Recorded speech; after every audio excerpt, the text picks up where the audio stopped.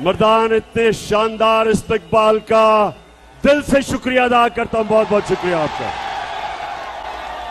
अच्छा मर्दान, मेरा मकसद आज मर्दान आने का एक, मैं आप सबको तैयार कर रहा हूं कि आप जब मैं कॉल दूंगा आपने मेरे साथ इस्लामाबाद में आना है।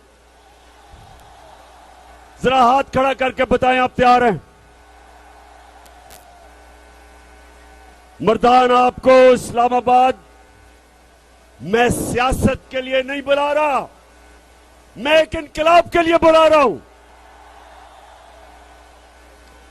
मैं आपको इस्लामाबाद, पाकिस्तान को हकीकी आजादी देने के लिए आप सबको मेरे साथ शिरकत करने के लिए इस जद्दोजहद में आज इसलिए मैं आपके पास आया हूं।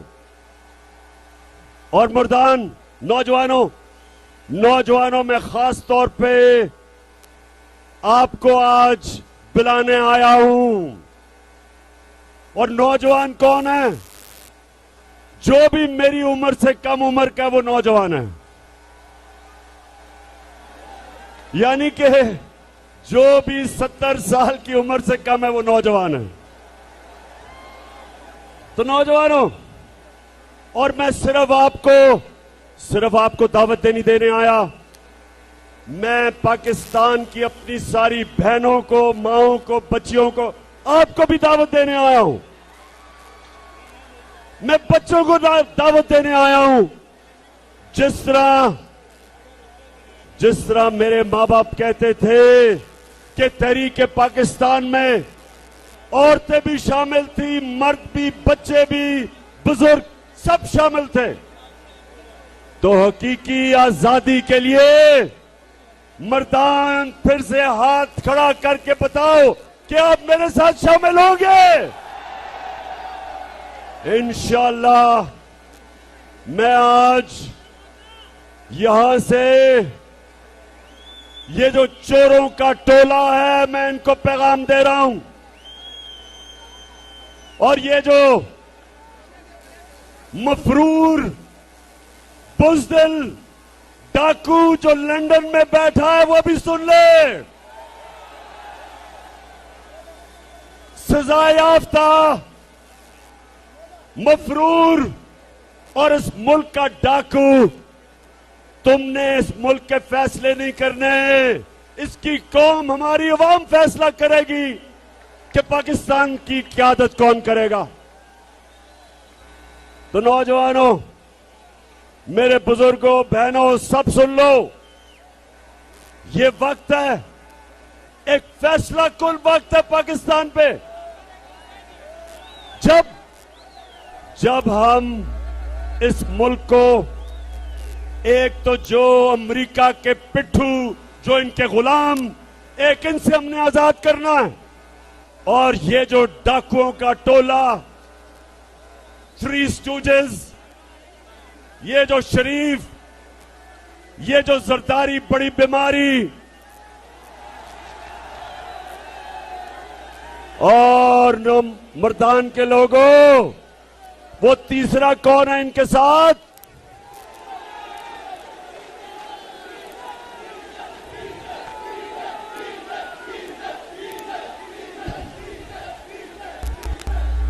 डीजल, जिसने आते साथ ही, डीजल ने आते साथ ही वो वजारत पकड़ी है जिसमें सबसे ज्यादा पैसा बनेगा। एनएचए, यानी कि सड़कें बनाने पे सबसे ज्यादा कमीशन होती है, तो डीजल ने वो वजारत पकड़ ली है। और मेरे मर्दान के नौजवानों, मेरे बुजुर्गों, बच्चों और मेरी बहनों, ये सुन लें आप मेरी बात।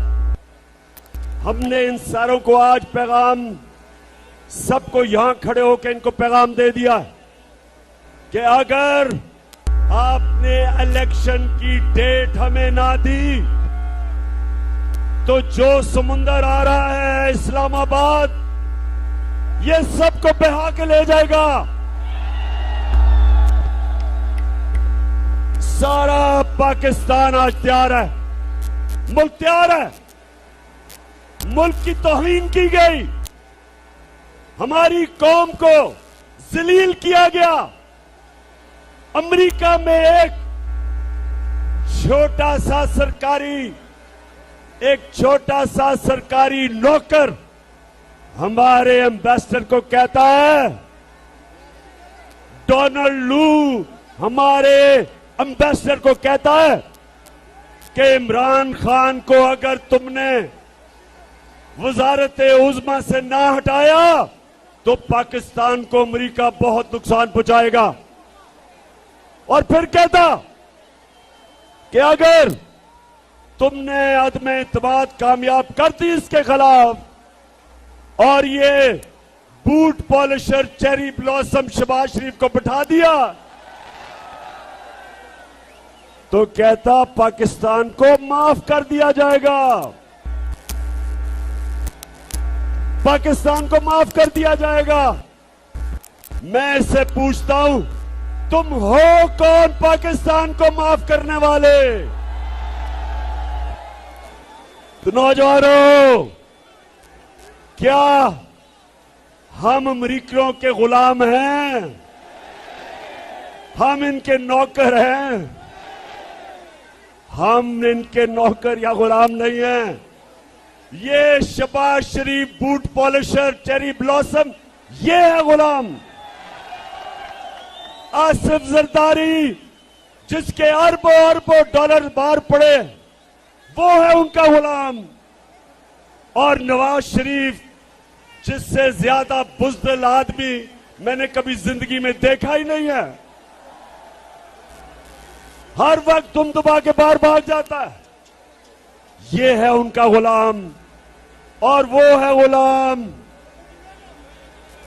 मौलाना डीजल। खैर मौलाना नहीं उसे कहना चाहिए, डीजल कह रहा हूं मैं। मौलानाओं की मैं बड़ी इज्जत करता हूं, मैं अपने दीनी उलमा की इज्जत करता हूं, इसको मैं कह ही नहीं सकता मौलाना, क्योंकि ये डीजल के परमिट पे बिकने वाला है। इसने अमेरिकी एम्बेसडर एन पैटरसन को कहता, नौजवानों, अमेरिकी एम्बेसडर एन पैटरसन थी आज से 10 साल पहले, उसे कहता कि आप मुझे भी मौका दे दें, मैं आपकी खिदमत बेहतर करूंगा इनसे। तो ये हैं उनके गुलाम। हमारी कौम गैरतमंद है। हमारी कौम जब बनी थी तो वो उसका नारा था कि पाकिस्तान का मतलब क्या? पाकिस्तान का मतलब क्या? और मेरे नौजवानों, ला इलाहा इल्लल्लाह का क्या मतलब है? कि अल्लाह तेरे सिवा हम किसी के सामने नहीं झुकते। और हम वो लोग हैं, नबी सल्लल्लाहु अलैहि वसल्लम की उम्मत, जो दुनिया की तारीख का सबसे अजीम लीडर आया था, ना कभी आ सकता है, ना कभी आया था। हम उसकी उम्मत है। हम उसकी उम्मत है जिसने मदीना में वो अरब जिनकी हैसियत कोई नहीं थी, उनको उठा के दुनिया की इमामत करवाई। उसने ये नहीं कहा कि 2 सुपर पावर्स थी कि उनके सामने झुको। उसने कहा कि हम अल्लाह की वो मखलूक हैं जो दुनिया को इमामत देने आए हैं। उन्होंने उन अरबों को दुनिया की इमामत कैसे करवाई? उनको आजाद कर दिया, छोटे से लोगों को बड़ा लोग, अजीम लोग बना दिया। खौफ की जंजीर, अल्लाह कुरान में कहता है, जो लोग ईमान ले आए मैं उनके खौफ दूर कर देता हूं।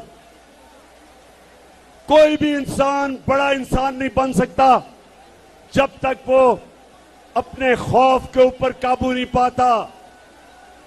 कोई जनरल बड़ा जनरल नहीं बन सकता जब तक वो मौत का डर खत्म नहीं करता।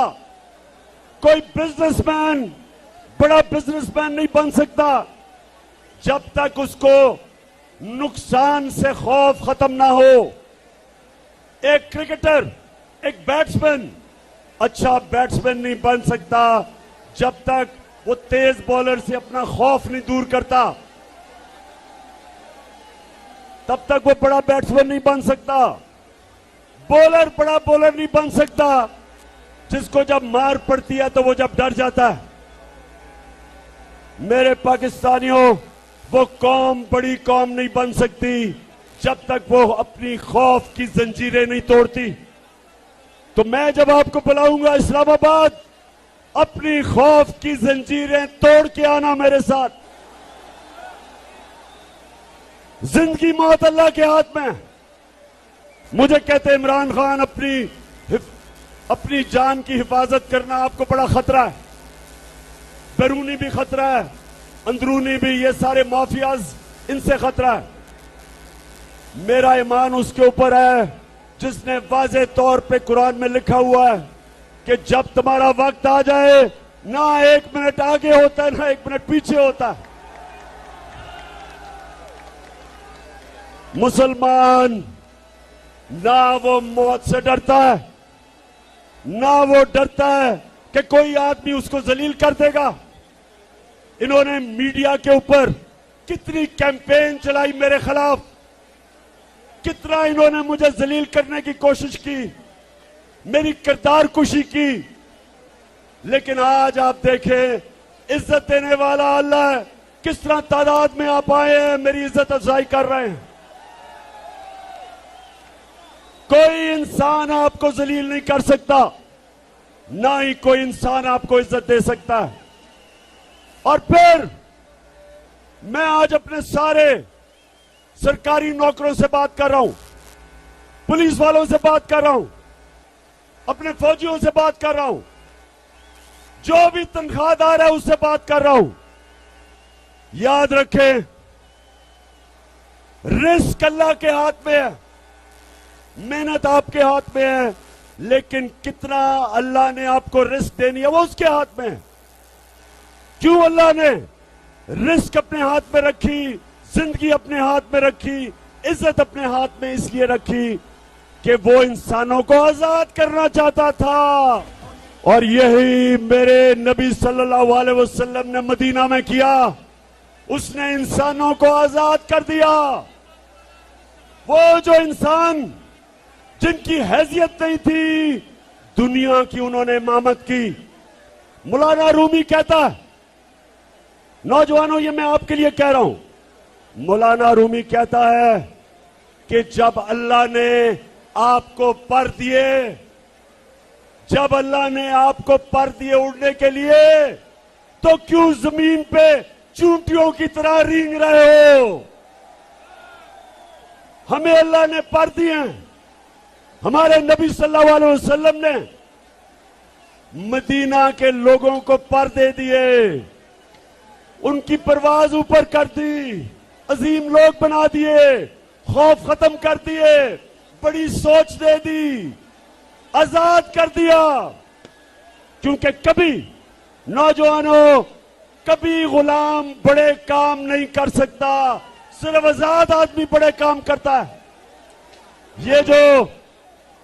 ये जो हमारे ऊपर गुलाम बिठाए हैं, ये जो हमारे ऊपर अमेरिका के गुलाम बिठाए हैं, ये कभी इस कौम को अजीम कौम नहीं बनने देंगे। जब हमें हुकूमत मिली, नौजवानों सुने आराम से, जब हमें हुकूमत मिली, ये चोर 10 साल हुकूमत कर चुके थे, पाकिस्तान का दिवालिया निकल गया था, हमें सबसे बड़ा बैरूनी मुल्क का खसारा मिला, $20 अरब का। इदारे इन्होंने तबाह कर दिए, करप्शन में मुल्क डुबा दिया, खुद ये अमीर हो गए, मुल्क गरीब हो गया। 2018 में वो पाकिस्तान हमें मिला। हमारे पास पैसे नहीं थे जो हमने कर्जों की किस्तें इनके लिए हुए कर्जों की किस्तें देनी थी, हमारे पास पैसा नहीं था। मैंने अपने दोस्त ममालिक उनके पास गया, सऊदी अरेबिया से पैसे मांगे, यूएई से पैसे मांगे, चाइना से पैसे मांगे, तो हमने अपने मुल्क को दिवालिया होने से बचाया। और मैं आज आप सबको कहना चाहता हूं कि मेरे लिए जो सबसे शर्मिंदगी का वक्त वो ये था कि मुझे जाके दूसरे मुल्कों से कर्जे मांगने पड़े, क्योंकि इन्होंने मुल्क का दिवालिया निकाल दिया था। नौजवानों, ये याद रखें, कभी भी जब आप किसी के सामने हाथ फैलाते हैं, आप अपनी इज्जत खो बैठते हैं। तो जब मुल्क दूसरे मुल्कों से इमदाद और कर्जे लेता है, उसकी इज्जत नहीं रहती। और इनकी वजह से हमारे मुल्क के ऊपर कर्जे चढ़े, इन्होंने दिवालिया निकाला, इदारे तबाह किए। वो हमें पाकिस्तान मिला था 2018 को, और मेहनत से हमने मुल्क को खड़ा किया। हमने बाहर से अपने मुल्क की मदद करके बाहर से जो पैसे लिए, अपने किसानों को बचाया। हमने अपने किसानों को सबसे ज्यादा उनको उनकी पैदावार के पैसे दिलवाए। हमारी फसलें रिकॉर्ड हुई, किसानों के पास पैसा आया। हमने रोजगार सारे बर्रे सगीर में, वर्ल्ड बैंक कहता है कि जिस मुल्क में सबसे ज्यादा रोजगार लोगों को मिला वो पाकिस्तान था। और उस वक्त जबकि हमारा मुल्क उठ रहा था, हमारी इंडस्ट्री 10.2% पे हमारी इंडस्ट्री बढ़ रही थी, दौलत में इजाफा हो रहा था।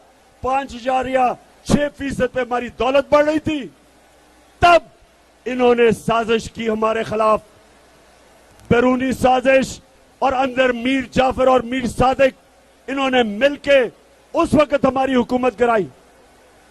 और जब ये हो रहा था, जब मुझे पता चला साजिश का, तो मैंने उन लोगों के पास गया जिनके पास जो साजिश रोक सकते थे, और मैंने उनको बताया कि जिधर आज हमारी मायशत खड़ी है, अगर ये साजिश कामयाब हुई तो ये हमारी मायशत सीधी तरह नीचे जाएगी, तबाही की तरफ हम जाएंगे। मैंने शौकत तरीन को, फाइनेंस मिनिस्टर को भेजा। मैंने कहा बताओ उन लोगों को जो न्यूट्रल अपने आप को कहते हैं कि अगर आज आपने ये साजिश कामयाब होने दी तो ये मुल्क की मायशत तबाही की तरफ जाएगी। उसने भी बताया, लेकिन मुझे अफसोस से कहना पड़ता है कि ये नहीं रोका गया। और आज जरा हालात देखें, रुपया जाने लगा है, 200 रुपए का डर बनने लगा। और मुझे पता है किन किन मीडिया हाउसेस पे पैसा चल रहा था जब इन्होंने पूरी कैंपेन चलाई हमारे खिलाफ। आज हालात देखें, और आज हालात इसलिए कि जब मुल्क पैर पे खड़ा हो रहा था, तब इन्होंने साजिश करके हमारी गवर्नमेंट गिराई। ये पता है कि किस किस आदमी ने साजिश की है। एक एक साजिशी मीर जाफर की शक्ल मेरे दिल के ऊपर लिखी हुई है कि किन्होंने इस मुल्क को साजिश करवाई। मैं सुप्रीम कोर्ट के चीफ जस्टिस से कहना चाहता हूं कि प्रेसिडेंट साहब ने जो आपको खत लिखा है, एक कमीशन बैठाएं और पूछें कि हमारे मुल्क से किसने यह गद्दारी की है, और पूरी तरह ओपन कोर्ट में हेयरिंग करवाएं ताकि सारी कौम को पता चले कि ये मीर जाफर और मीर सादिक जिन्होंने किन के साथ मिलकर आज इस मुल्क को यहां खड़ा किया।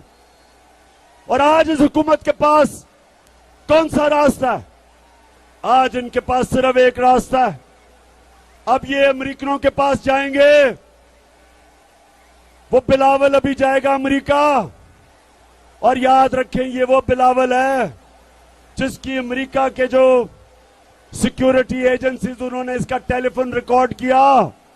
ये जब इसकी वालदा इसको बता रही थी कि किधर किधर बैरूनी मुल्कों में तुम्हारे पैसे पड़े हुए हैं। उनको सब कुछ पता है कि किसके पास पैसे पड़े हैं, किधर पड़े हैं। ये कभी उनके सामने अपने मुल्क की मफादात की बात नहीं करेंगे। और ये जब आ जाएगा, ये सिर्फ एक चीज मांगेगा कि हमारी मदद कर दे, हमें पैसे दे दे, क्योंकि नहीं तो इमरान खान वापस आ जाएगा। अब अगर अमेरिकनों को मैं बहुत अच्छी तरह जानता हूं, अमेरिकन एक चीज कहते हैं, there is no free lunch, यानी कि मतलब ये कि जो भी हम तुम्हारी इमदाद करेंगे उसकी एक कीमत होगी। और कीमत क्या होगी पाकिस्तानियों? कीमत आपकी आजादी होगी। वो आपसे फिर वो कहेंगे कि हमें बेसिस चाहिए। वो जिस तरह हमने उनकी जंग में शिरकत करके, और पख्तूनख्वा के लोगों को तो पता है कि किस तरह तबाही मची थी पख्तूनख्वा में जब उनकी जंग में शिरकत की थी। आपको तो पता है कितने लोगों ने शहादतें दी, कितने हमारे पुलिस वाले शहीद हुए, कितने हमारे फौजी शहीद हुए। मेरे पाकिस्तानियों, हमने अपनी हकीकी आजादी की जद्दोजहद को कामयाब करना है, क्योंकि हम किसी की गुलामी नहीं करने के लिए तैयार। इनकी जरूरत नहीं होगी कि अमेरिकनों को कहें कि जनाब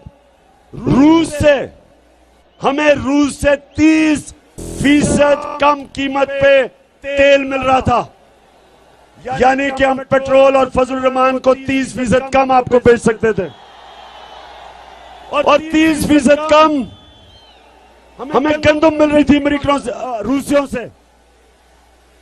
इसलिए क्योंकि हमारी पॉलिसी अपने लोगों के बेहतरी के लिए थी, हमारी फॉरेन पॉलिसी, हम सबसे दोस्ती करना चाहते हैं, लेकिन हमारी कोशिश कि मेरे लोगों का फायदा हो। आपने मुझे इलेक्ट किया था, मैंने तो आपका फायदा करना था।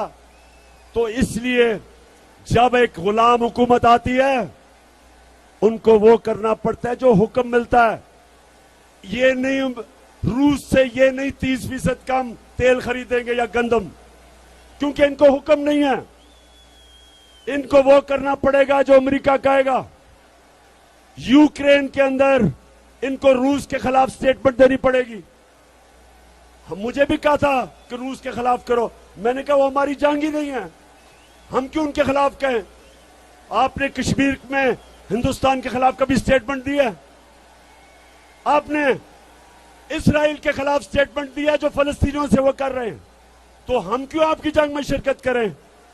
लेकिन अब जब गुलाम ऊपर बैठ जाए तो इनको वो करना पड़ेगा जो अमेरिका इनको हुक्म करेगा।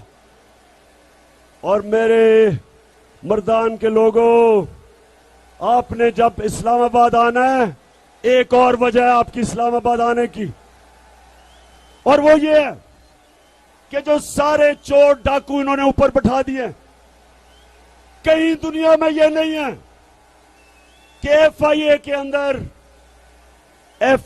के अंदर शहबाज शरीफ और बेटों की 24 अरब रुपए के करप्शन के केस है, मनी लॉन्ड्रिंग के केस है।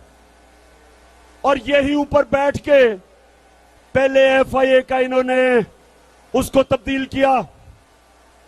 जब इन्होंने उसका ऑफिसर तब्दील किया एफआईए का, उसको इन्होंने रिजवान, डॉक्टर रिजवान, सब याद रख लें नाम डॉक्टर रिजवान का, एक बड़ा दिलेर और काबिल एफआईए का ऑफिसर था। उसको हमजा शरीफ ने धमकियां दी कि तुम मुजाल कैसे मेरे खिलाफ केस करते हो, और उसके ऊपर इन्होंने इतना दबाव डाला कि वो बेचारा हार्ट अटैक से मर गया। ये वही हुआ था जब एमक्यूएम के खिलाफ नसीरुल्लाह बाबर का ऑपरेशन हुआ था। जब एमक्यूएम में नसीरुल्लाह बाबर का ऑपरेशन हुआ था, तो एमक्यूएम ने जब नवाज शरीफ इक्तदार में आया, तो एक एक पुलिस ऑफिसर जिसने ऑपरेशन किया था सबको चुन चुन के एमक्यूएम ने कत्ल किया। उसके बाद कराची की पुलिस खत्म हो गई। आज भी कराची में रेंजर्स हैं, क्योंकि कभी उसके बाद उनकी पुलिस उसके बाद खड़ी नहीं हुई। इसी तरह ये जब चोर ऊपर आ गए और इदारों पे बैठ गए हैं, सारे हमारे इदारे अब तबाह होंगे। और जब मुल्क के इदारे तबाह होते हैं, मुल्क तबाह हो जाता है। सारे जो बड़े बड़े डाकू थे उनके केस माफ होंगे, हमारे इंसाफ का निजाम खत्म होगा, हमारी जो भी हमारे इंसाफ में निजाम में पे लोगों का इत्मीनाद है वो खत्म होगा, हमारे इंसाफ की निजाम की कब्र खोदी जाएगी। इस मुल्क में जो हजरत अली कहते थे कि कुफर का निजाम चल जाएगा, लेकिन चीफ इलेक्शन कमिश्नर इसके होते हुए मुल्क में साफ और शफाफ इलेक्शन नहीं हो सकते। हम जब सारे पहुंचेंगे इस्लामाबाद, हम एक इलेक्शन चाहेंगे और दूसरा साफ और शफाफ इलेक्शन जो इस चीफ इलेक्शन कमीशन के नीचे नहीं हो सकते। आपने सबने देखा, आपने लोटों को देखा, बताओ आपने पेशावर के लोटे को देखा, आपने देखा कि कैसे इन्होंने अपने आप को बेचा, अपनी पार्टी से गद्दारी की, अपने हल्के से गद्दारी की, आइन से गद्दारी की, हमारी जमहूरियत से गद्दारी की इन लोटों ने। लेकिन इलेक्शन कमीशन को सारी पाकिस्तान को पता है कि लोटे कौन है। आपको पता है लोटे कौन है? बताएं, मर्दान बताओ, आपने लोटे देखे हैं? सारे पाकिस्तान ने लोटे देखे हैं, लेकिन इलेक्शन कमिश्नर को नहीं नजर आ रहे। वो कानून ढूंढ रहे हैं उनको बचाने के लिए। ये कानूनी मसला नहीं है इलेक्शन कमिश्नर, ये अखलाकियात का मसला है, ये मॉरल वैल्यूज का मसला है, ये मुल्क की फ्यूचर का मसला है। ये हमारे नौजवानों के सामने जब अपने वोट बेचते हैं, जब अपने जमीर बेचते हैं, तो ये हमारे मुल्क की अखलाकियात तबाह करते हैं। और इलेक्शन कमिश्नर, सारी कौम आपकी तरफ देख रही है, और अगर आपने इन लोटों को बचाया तो याद रखें ये कौम आपके इर्द गिर्द भी निकलेगी, आपको भी माफ नहीं करेगी। सबको पता है हमने किन किन ने मिलकर इस मुल्क से गद्दारी की। और आखिर में आखिरी बात करने जा रहा हूं, आखिरी बात